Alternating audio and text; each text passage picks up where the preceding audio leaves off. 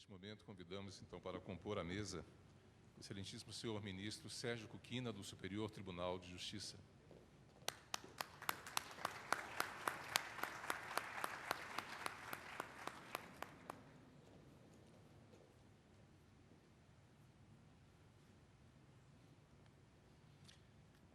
Convidamos também o excelentíssimo senhor ministro Ribeiro Dantas, do Superior Tribunal de Justiça.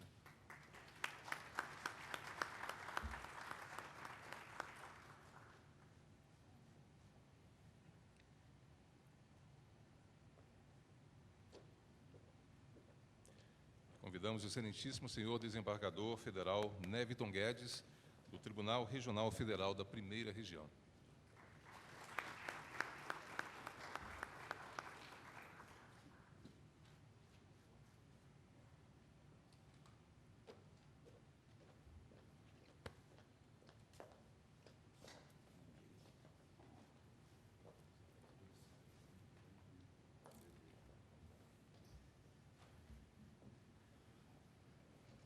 Com a palavra o ministro Reinaldo da Fonseca. Nesta segunda parte, nós vamos discutir sobre dois temas que têm sido solicitado muito da Justiça Federal e do Ministério Público Federal, da Defensoria Pública, especialmente da Defensoria Pública, que tem atuado muito na área de medicamentos logo em seguida vamos ouvir o ministro Cuquina, que é um grande parceiro da Justiça Federal, já é professor de carteirinha na Escola da Magistratura, das escolas da Magistratura Federal, que vem do Ministério Público do Paraná e que compõe o Superior Tribunal de Justiça na primeira sessão. Mas agora trataremos do fornecimento de medicamentos, um tema tão delicado, um tema tão difícil e que exige de nós efetivamente uma atuação muito firme na Justiça Federal, e não só na Justiça Federal, no sistema SUS como um todo, e isso provoca, evidentemente, a participação conjunta na área de saúde, tanto da Justiça Estadual quanto da Justiça Federal. E estamos diante de um especialista nessa área, que tem trabalhado na 5ª turma do TRF da Primeira Região, e agora passou para atuar na área penal, mas vem do Ministério Público Federal, o doutor Neviton de Oliveira Batista Guedes, que é brasiliense de nascimento, para a honra e glória do Distrito Federal, esta unidade federativa tão nova, mas, ao mesmo tempo, tão importante.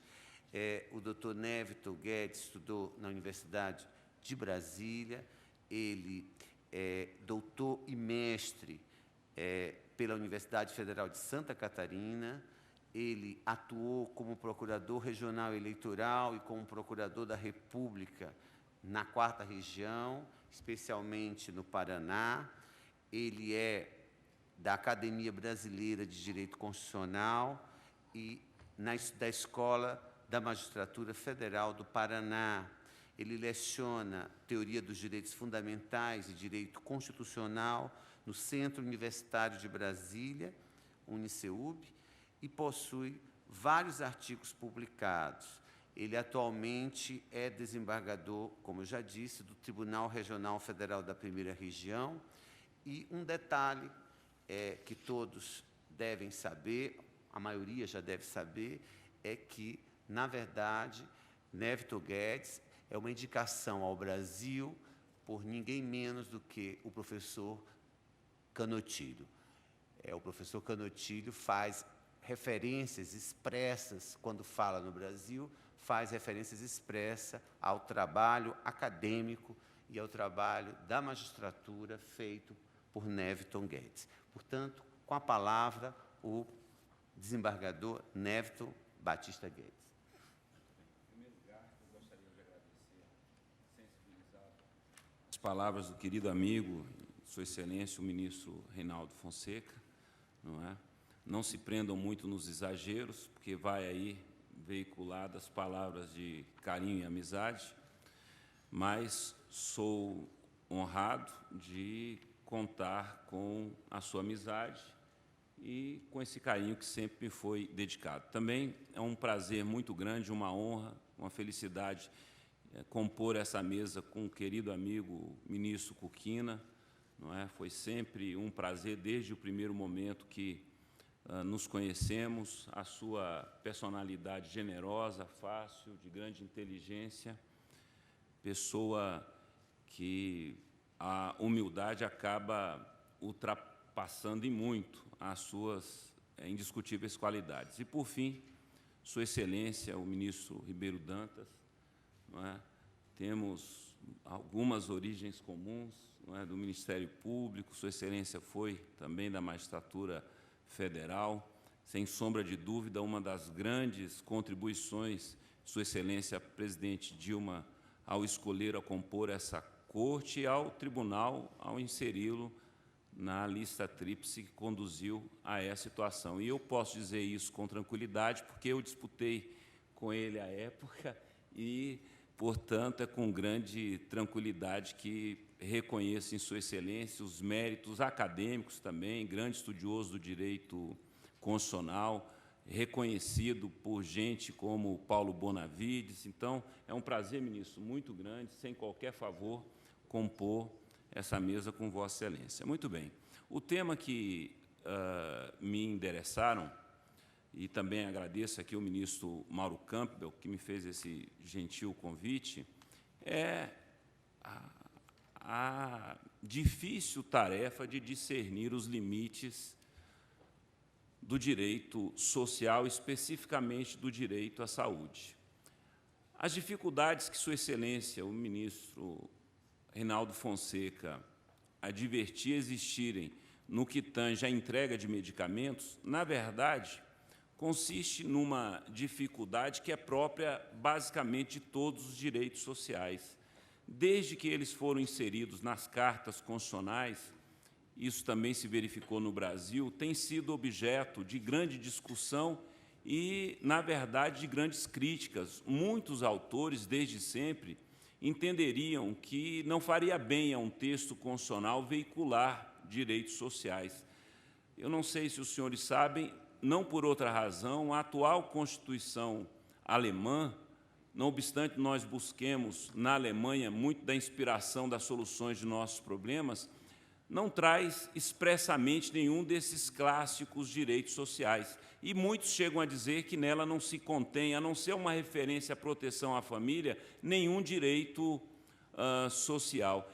E a razão é histórica e muito fácil de compreender. Os alemães atribuem ao peso que os direitos sociais impuseram à Constituição de Weimar uma das razões da falência da República de Weimar e da ascensão do nazismo na Alemanha. Ou seja, a inclusão no texto da Constituição de Weimar de 1919 de alguns direitos fundamentais sociais que nem de perto se equiparam em número e qualidade aos direitos fundamentais sociais que a Constituição de 88 inseriu em seu texto. A nossa Constituição é, sem sombra de dúvida, a mais generosa no que tange à proteção social do cidadão, mas, repetindo, os alemães entenderam que o fato histórico da Constituição de Weimar,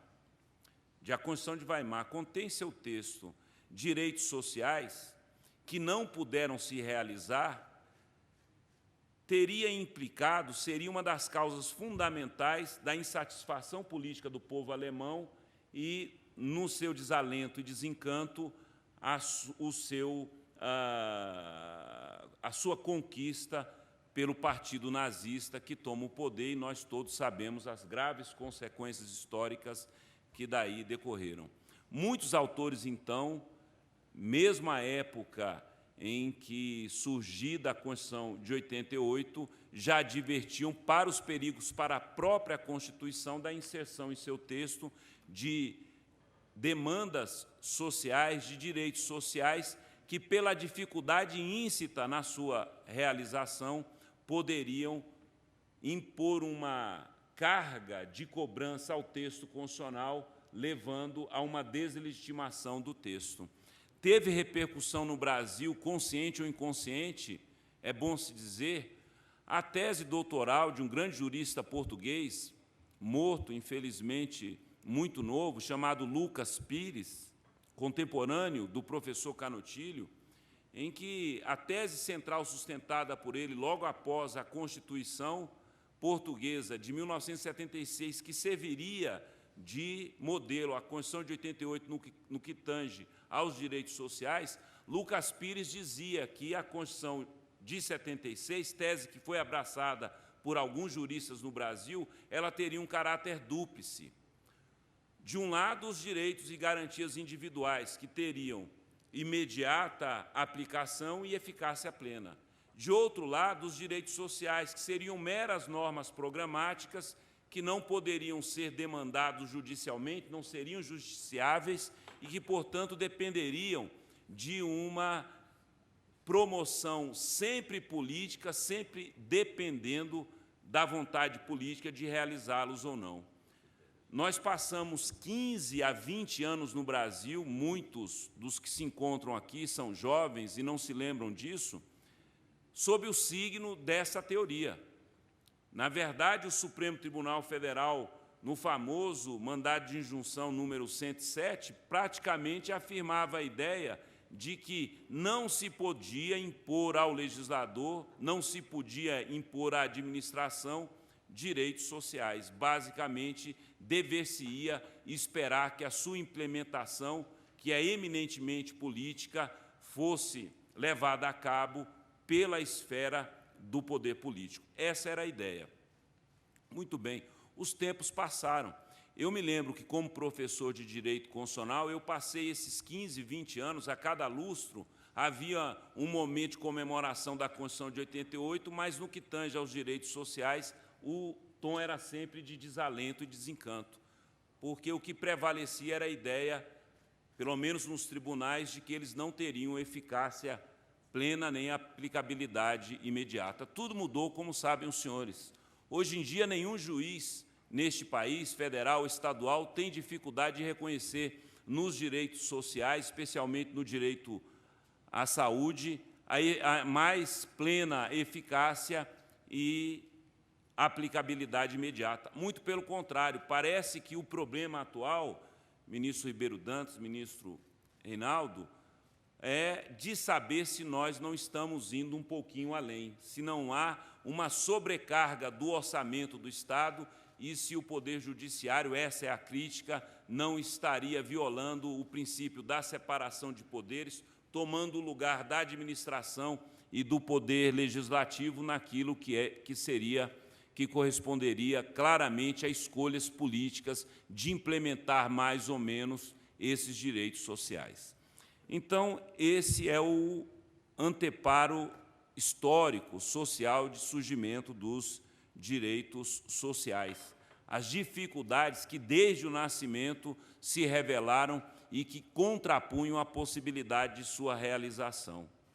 E não se trata apenas, como muitos querem, de uma objeção meramente política, daqueles que não querem ver realizados os direitos sociais, em especial o direito à saúde. Os estudiosos do direito constitucional têm que reconhecer que esses direitos, pela sua própria estrutura, encontram alguma dificuldade de implementação. Então, por exemplo, não obstante não seja uma crítica que se possa acolher de todo, a verdade é que as chamadas liberdades clássicas, direitos e garantias individuais, eles têm como básico, no seu conteúdo, uma função negativa, são até chamadas liberdades negativas, que basicamente consagram ao cidadão um direito de ver no Estado, nos poderes públicos e nos poderes sociais, uma inércia. Quando eu quero fazer prevalecer a minha liberdade de ir e vir, o que eu busco no Estado, o que eu quero do Estado, é que ele não me prenda.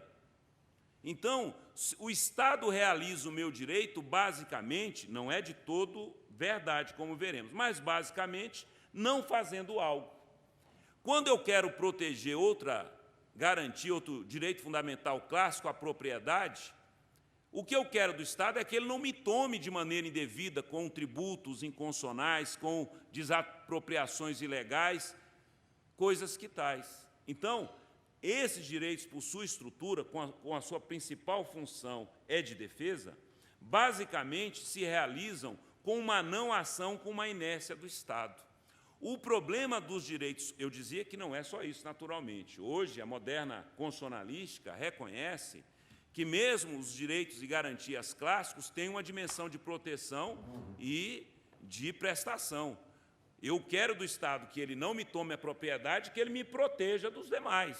E, eventualmente, eu quero que alguma prestação de propriedade, na forma, por exemplo, de moradia, me seja concedido. Mas a verdade é que, não obstante eles se revelem, e hoje é reconhecido pela teoria constitucional como direitos multifuncionais, o fato é que a principal função das garantias e direitos individuais clássicos é a função de defesa, é uma função negativa. Mas os direitos sociais não, e a saúde é aí inserida. Os direitos sociais têm como principal função uma função positiva, de prestação. Quando eu quero realizar o direito à saúde, eu espero do Estado que certamente não faça alguma coisa, dejetos hospitalares, lixo hospitalar, que ele não faça alguma coisa, mas principalmente eu quero que ele faça, que ele entregue medicamentos, que ele me entregue leito de hospital, leito de UTI, órtese, prótese. E essa é a grande dificuldade dos direitos sociais. Um grande constitucionalista colombiano, que fez uma tese excepcional, premiada na Alemanha, que o título seria O Conceito de Direitos Sociais, Fundamentais Sociais, cuja principal tese, desembargador Reinaldo, é a busca de demonstrar que na Alemanha existiriam, no âmbito federal, na Constituição Federal, na Grundgesetz, um anteparo de proteção dos direitos sociais, porque isso lá é discutível. Rodolfo Arango dizia o seguinte: existem direitos na Constituição que se aplicam numa relação de um para um, ou seja, existe só uma maneira de realizar, não existe outra, não é? E existem direitos que são realizados numa relação de 1 para 1 mais N, infinitas possibilidades de realização. Então, quando alguém, por exemplo, alcança 35 anos, é brasileiro nato e não tem contra si nenhuma das restrições constitucionais, inelegibilidade, incompatibilidade, essa pessoa tem o direito de se candidatar a presidente, a senador, a vice-presidente, e isso é uma resposta indiscutível. O juiz não pode parar e dizer eu vou dar ou não vou dar, é um direito da pessoa. Quando eu completo 16 anos, mesmo sendo analfabeto, eu tenho o direito de votar. O juiz não pode colocar em linha de consideração se você é mais ou menos alfabetizado. Você não pode se candidatar, mas votar, você tem o direito. São dois exemplos claros de normas jurídicas que se realizam apenas segundo uma possibilidade. Preenchidos os seus pré-requisitos, ela se revela em sua eficácia de maneira plena e indiscutível. Já existem outros direitos que são desenhados na Constituição de uma maneira não tão claramente definitiva, numa relação de 1 para 1. Eles se abrem a uma ampla possibilidade de realização. E essa é, sem dúvida, a situação dos direitos sociais. Quando a Constituição, por exemplo, dispõe que são direitos sociais, trabalho, educação, saúde, moradia, a pergunta é, por exemplo, para me valer de Roberto Alexi, quando a Constituição consagra o direito a trabalho como direito social, ela está dizendo exatamente o quê? Qual a extensão e qual o conteúdo disso? Ele fala, eu posso ir desde, no limite, o simples direito, bem acanhado, de a pessoa ter um auxílio-desemprego. Se eu tenho direito ao trabalho e o Estado não teve condições de me fornecer isso, eu tenho direito ao auxílio, até a mais ampla concretização desse direito, ministro Kukina, que seria o direito à pessoa não só trabalhar, mas escolher, inclusive, qual trabalho que ela gostaria de fazer. Seria o paraíso do paraíso. Ora, quando a Constituição consagrou o direito ao trabalho, qual desses limites? E entre um e outro há várias possibilidades. E o problema se acrescenta. A mesma coisa eu posso dizer em relação ao direito à saúde. Quando a Constituição consagra o direito à saúde, isso pode implicar desde a pessoa ter o direito a um tratamento ambulatorial, simples, até, como alguns juízes têm entendido possível, não é? O direito, o interesse legítimo de ver protegido um tratamento cirúrgico nos Estados Unidos, como recentemente tivemos notícia, o Tribunal Regional da Terceira Região propiciou para uma menor que precisaria de um transplante multivisceral de vários órgãos. Há aqui, claramente, uma dificuldade de situar qual é a extensão e qual é o conteúdo do direito social à saúde. E os problemas não param aí. É que, na realização desses direitos, normalmente, eles envolvem alguma colisão com outros direitos fundamentais, com outros princípios constitucionais. Quando o juiz declara e impõe ao Estado o direito, a pretensão de um cidadão de ver reconhecido a entrega de um medicamento de alto custo que não está nos protocolos e diretrizes do SUS, que não está no orçamento e que não foi feita licitação para isso e não foi uma escolha do administrador e do legislador, há aqui uma colisão que o Alex chamaria de formal. Princípio da separação de poderes entra em conflito com o direito à saúde. O princípio da legalidade orçamentária, porque isso não está previsto no orçamento. O princípio licitatório, que também é violado. Tudo que o administrador não pode fazer, o juiz faz, autoriza a entrega, passando muitas vezes por cima de todos esses comandos constitucionais, que, lembrem-se, têm a mesma hierarquia. Isso é um princípio constitucional, o princípio da unidade constitucional. Não existem normas que tenham sido promulgadas pelo Constituinte originário que tenham uma hierarquia sobre a outra. E, nesse caso, o juiz impõe um direito social, no caso a saúde, à revelia de vários, contrariando vários princípios e vários outros comandos constitucionais. E não é só isso. Além dessa colisão formal, existe uma colisão material, porque, no mais das vezes, a concretização do direito à saúde, assim como dos direitos sociais, sem que a gente perceba, é bem verdade, temos dado pouca atenção, apenas se pode realizar contrariando outros direitos e garantias individuais. O juiz determina a internação da pessoa, muitas vezes sob a ameaça de sanção pecuniária e até de prisão. Quantas vezes o administrador vai ter que fazer isso tirando alguém, não propiciando a alguém o direito de ter a UTI, de ter o quarto, porque orçamento, quarto e UTI, em qualquer lugar do mundo, aliás, é limitado. Quando o juiz determina que um aluno tome a sua matrícula numa sala de aula, ele não percebe isso. A universidade ela não tem liberdade para criar vagas. Ela tem uma vaga que é um número de vagas que é determinado pelo MEC, a não ser que o juiz provisoriamente diga que a revelia do número de vagas, mas a maior parte não faz isso, de regra ele vai estar tirando um outro aluno que está assistindo ou que poderia assistir. Então, eu tenho aqui uma colisão do direito à educação desse com o direito à educação daquele, uma colisão autêntica, como diria Klaus Stern, um outro constitucionalista alemão, do direito à saúde com o direito à saúde, do direito à educação. Então, temos que ter consciência que as dificuldades de implementação do direito à saúde, assim como dos direitos sociais, não é apenas resistência ou teimosia ideológica. Há problemas de ordem juridicamente estruturais, há dificuldades.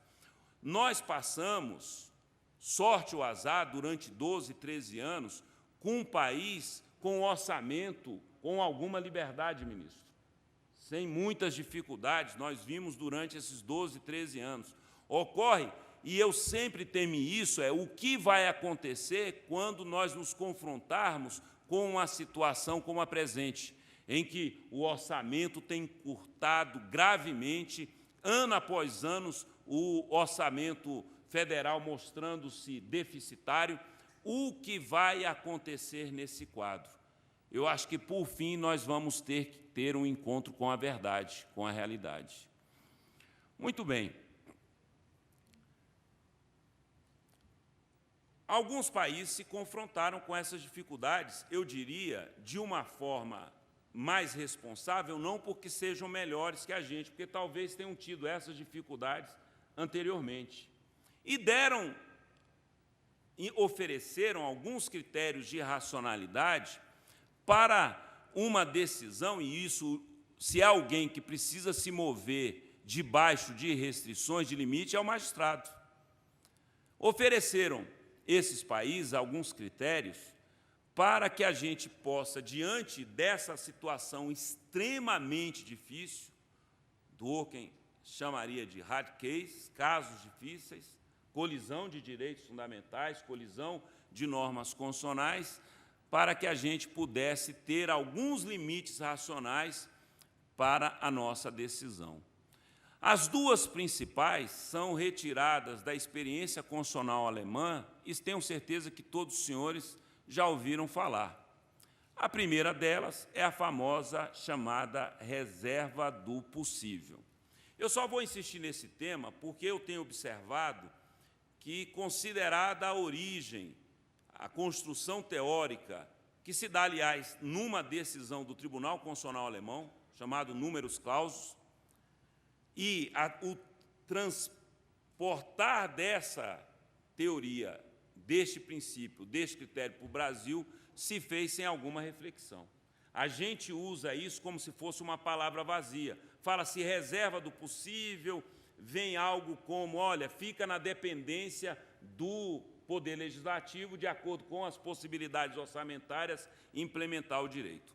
Basicamente, eu tenho observado, inclusive em algumas decisões do próprio Supremo, que há algo ali que não tomou, digamos, a sério a concepção e a origem deste critério. Na verdade, o chamado princípio, na verdade, não é princípio, pelo menos à luz da teoria do Alex, é um critério, é uma limitação, é uma restrição da chamada reserva do possível. Ela é inserida de uma maneira, digamos, mais conhecida, numa famosa decisão do Tribunal Constitucional Alemão, eu já disse aqui, chamado Numerus Clausus, número fechado, em que ele teve que confrontar, por injunção de estudantes da cidade de Hamburgo e da cidade de Munique, na verdade, do Land, lá do estado de Bayer, da Baviera, a circunstância de que alunos que saíam do ensino superior queriam e exigiam o direito de escolher qual o curso que eles poderiam frequentar no nível superior. Eles diziam, o Estado alemão diz que eu estou habilitado a entrar na universidade. Lá não tem, na Europa como um todo, de regra, não tem vestibular, tem uma análise de notas e tal. Então, eu tenho o direito de escolher qual o curso. Basicamente, era essa a pretensão. E o tribunal tinha que observar se as limitações impostas tanto na legislação de Hamburgo, que, apesar de ser uma cidade, é um estado lá, e da Baviera, permitiam, as limitações eram incompatíveis com o texto constitucional. E, não obstante indicasse algumas incompatibilidades, o tribunal basicamente disse o seguinte: mesmo naqueles direitos em que, a princípio, não exista limitação para a sua implementação, o cidadão não pode pretender ter direito a tudo.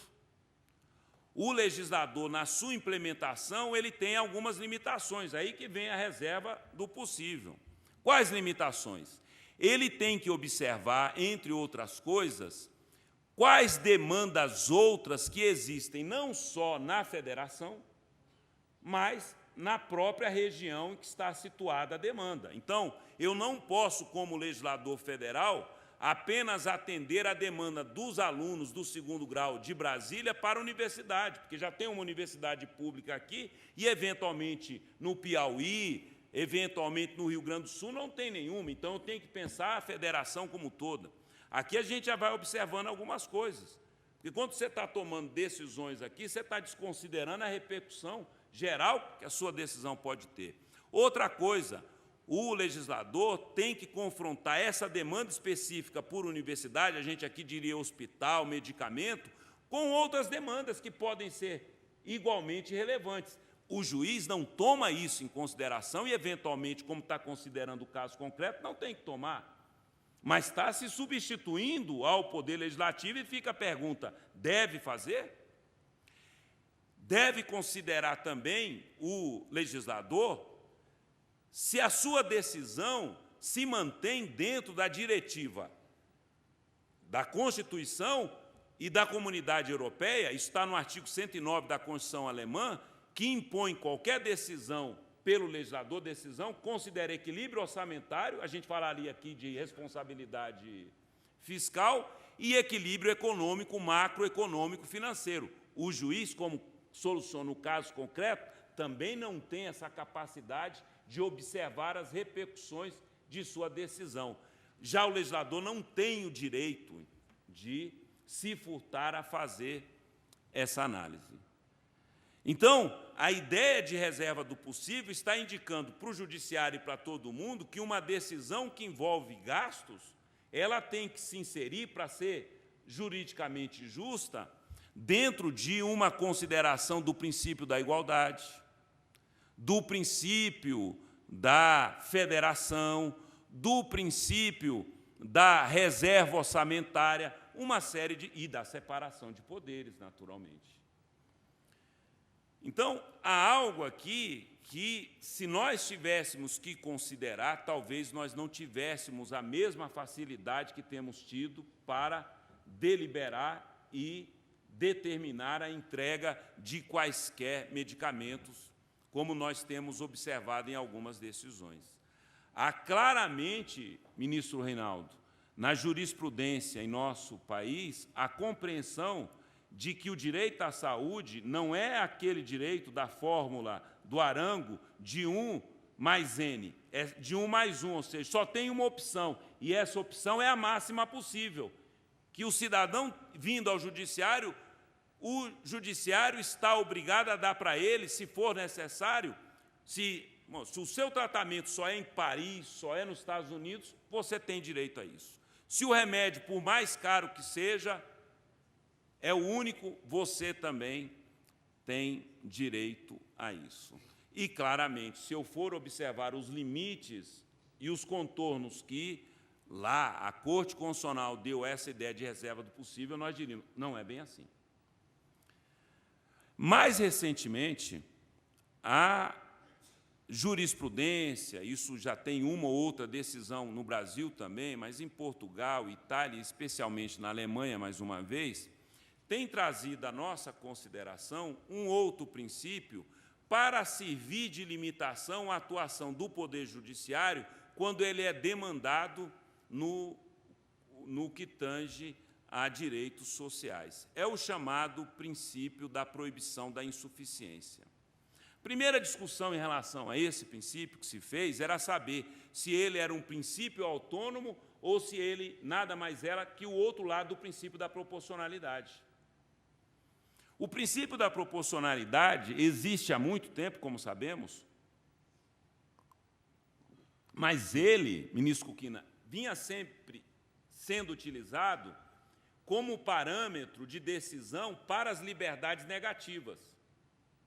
em que eu indicava, no princípio da proporcionalidade, adequação, necessidade, proporcionalidade, estrito sentido, no primeira adequação essa medida restritiva, ela é adequada à proteção de um outro direito fundamental? Primeira pergunta. Se é adequada, idôneo, útil. Segunda pergunta, segundo nível do princípio, ela é necessária? Não existe uma outra menos gravosa, a restrição ao direito, que pode, da mesma maneira, proteger aquele outro direito fundamental? E terceira, quando esses dois passos não nos pacificasse o espírito na decisão, a gente avançava para o terceiro, que é o chamado princípio da proporcionalidade estrito sentido, que, segundo Alex, professor Canotilho, se assimilado pelo ministro e professor Gilmar Mendes, também por Igor Salles, nada mais é que a chamada ponderação de bens. Eu passei pelos dois primeiros níveis, mas não esqueçam que você está restringindo sempre um direito fundamental. Claro que para proteger outro bem com hierarquia constitucional.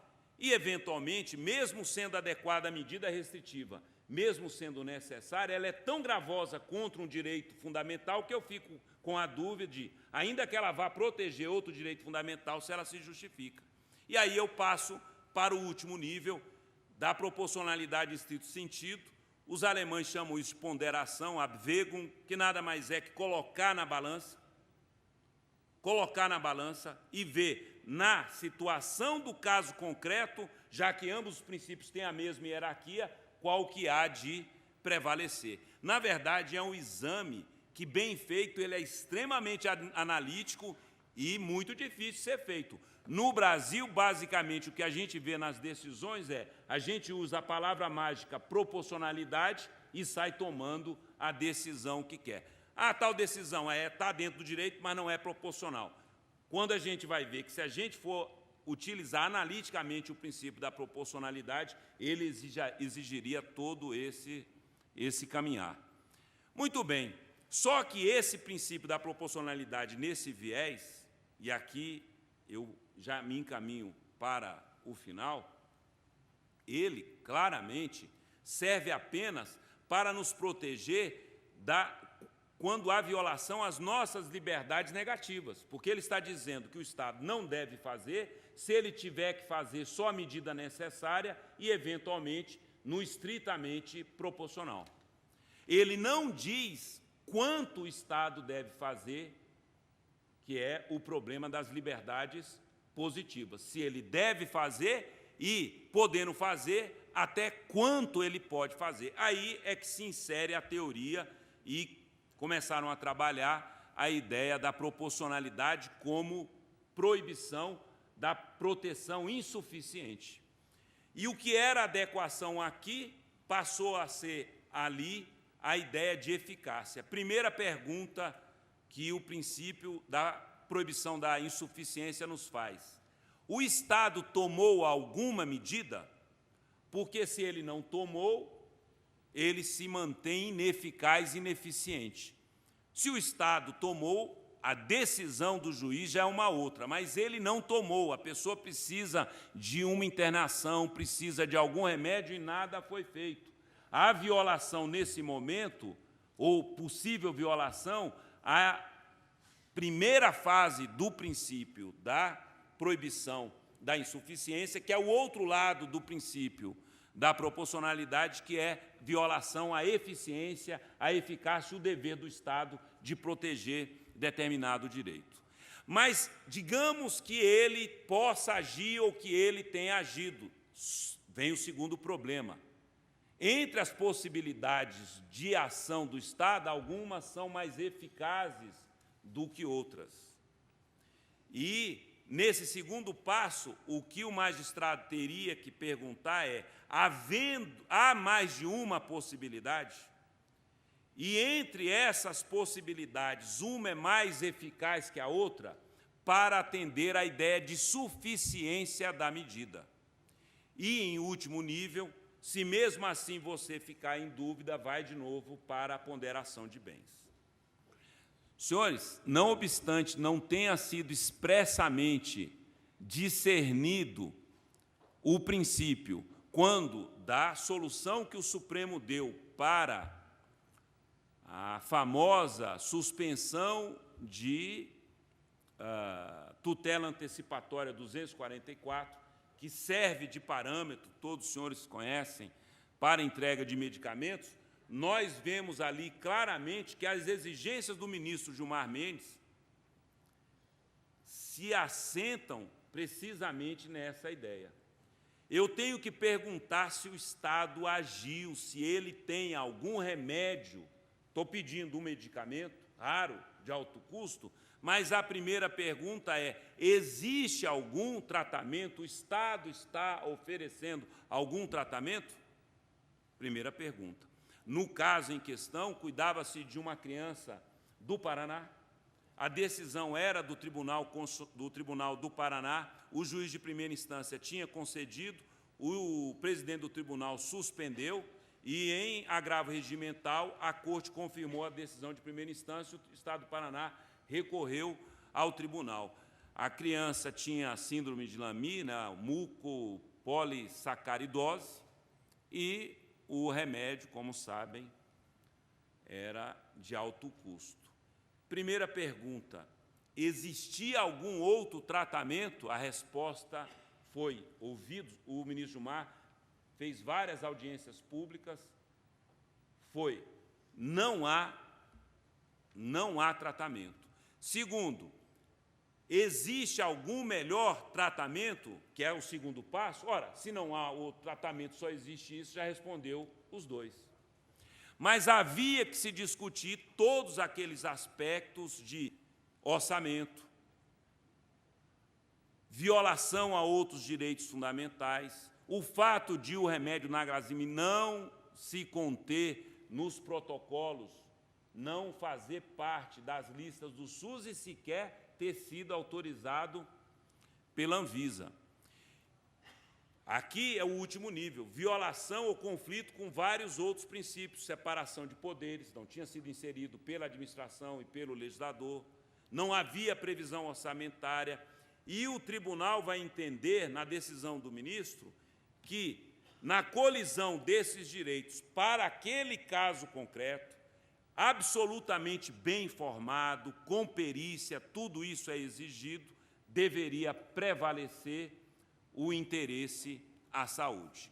Naturalmente, pelo nosso exíguo tempo, eu estou resumindo tudo isso. Como sabem, a decisão é para lá de muito fundamentada.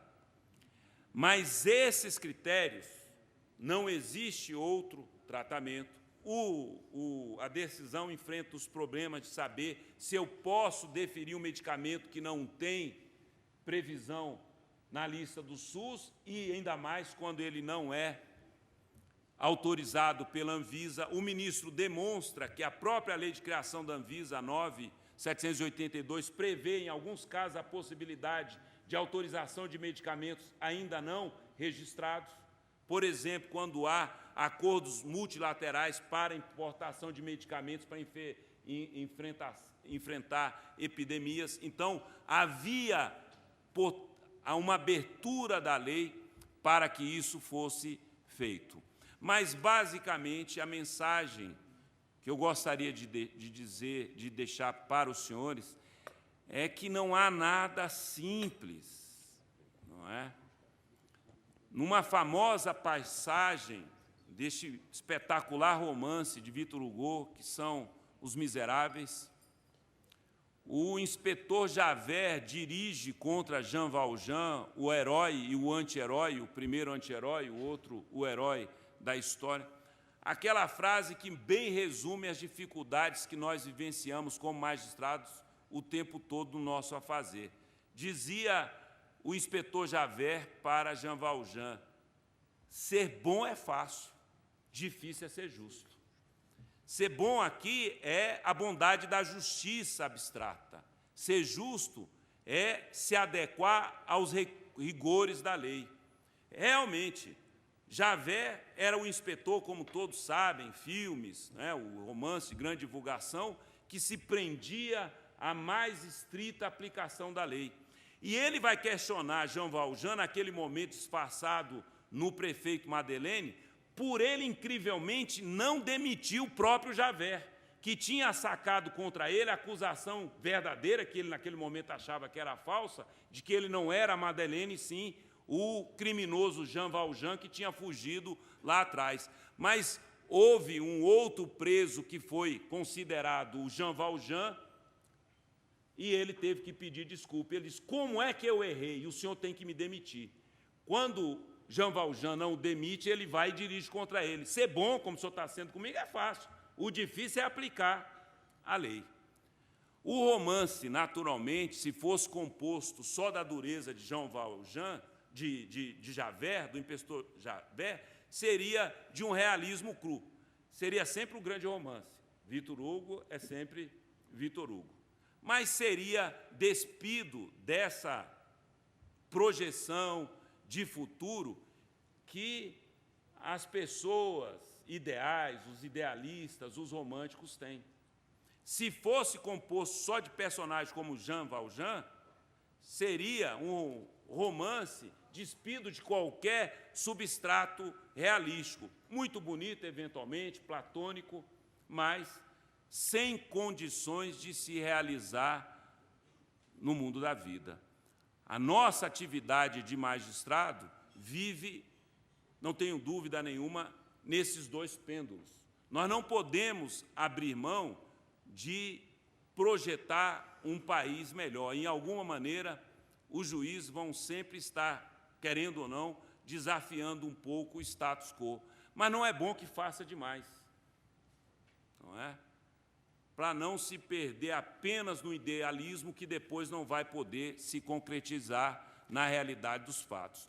Nós vamos viver, no próximo período, essa dificuldade de uma forma incremente. Orçamento reduzidíssimo, deficitário, e vamos ver se nós teremos condições de continuar a ter esse caráter mais Jean Valjean do que de inspetor Javert. É só isso. Muito obrigado.